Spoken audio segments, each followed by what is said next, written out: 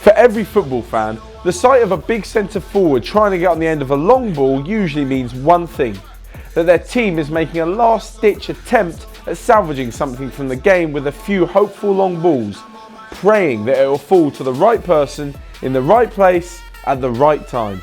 The target man still has a vital role to play in any team. So for those of you Route 1 Sam Allardyce fans who are looking to use the battering ram centre forward to maximum effect, I'll be taking you through a few of the great ones to use on FIFA 18 and also a few tactical tips on how to make the most of their unique abilities. As you'll see with the upcoming target men, they all share similar attributes which make them so effective. But before that, you're going to need one thing to get to them: that's good service. If it's a long ball, the pass will need to be accurate. This is because the target man isn't usually the quickest or most agile player. Secondly, once the ball has been successfully controlled and held up, you'll need supporting players to help keep the play moving. With a big man up top, it's common to play a quicker, more technically gifted, agile player alongside him to feed off the knockdowns. And finally, once the move has made its way to the wings, you'll need a quality crosser in order to plant the ball right on the target man's head. With all the silky footwork seen in the modern footballing era, there's still something magical about seeing the perfect cross met by an almighty header before the ball nestles in the back of the net.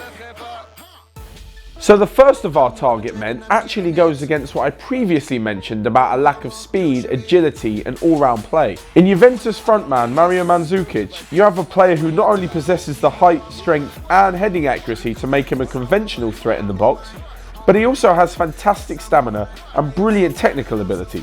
Take his volleys for example, as seen in last year's Champions League final. Combining these attributes into one player makes the Croatian not only a good target man, but someone who can play up top alone as well, running the channels and being an all-round danger man.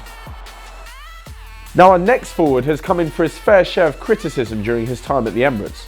But one thing is for sure, Arsenal's Olivier Giroud is a damn good looking bloke. With you, just take my hand and fly up to the top where the skies are so clear. If that isn't enough for you to put him in your team, well how about the fact that he's a 6'4" aerial threat with 90 rated strength and heading accuracy and a decent level of ball control with 82. The French forward is your traditional big man, but has that something special in his locker, as seen with his Puskas award-winning goal last year. Yes, he may lack any sort of speed or movement, but with the aforementioned little men in the moulds of Sanchez and Ozil buzzing around him, Giroud is sure to play a critical part in your team, bringing in others and finishing team moves. I'm 100% certain I'm not the first person to say this, and I definitely won't be the last. But on his day, Andy Carroll has the potential to be a handful for any defender in the world. The only problem being that Carroll has his day about once a season when he's injury-free, played consistently enough to pick up some form, and isn't playing in a team that doesn't play to his strengths. Now I'm not saying building a team around Andy Carroll is the way forward, but if you do choose him to lead the line in your FIFA team, make sure you cater for his plus points. With exceptionally high strength, aggression and heading accuracy, he's the kind of player who can always make a case for being in the England squad at every major tournament. You know, just to something a bit different. Imagine if Big Sam was still in charge. Carroll's seat on a plane to Russia would already be booked. But regardless of what you think of him or his style of football, when played in the right way, he can be an absolute menace.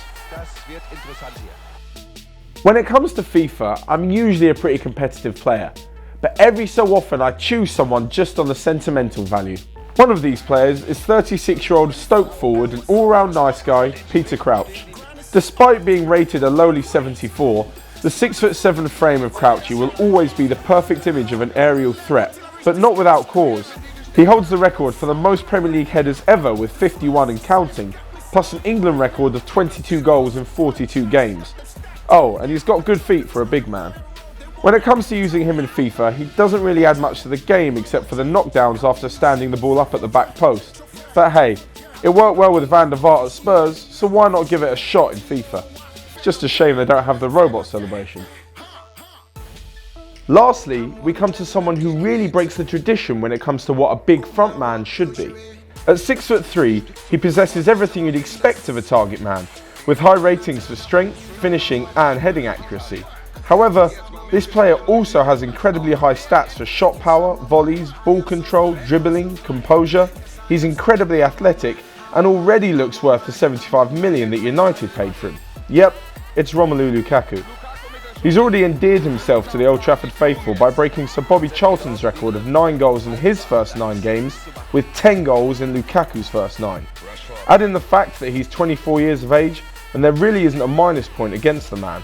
With all these phenomenal FIFA stats, it won't be too hard to recreate his real-life goal-scoring exploits in the virtual world.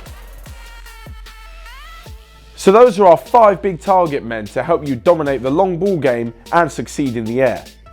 Do you agree with the people on this list, or who would you have in there instead? And what kind of style do you like to play on FIFA? Let me know your comments below, and I'll read the best ones out in our next episode of 1-2 on Monday.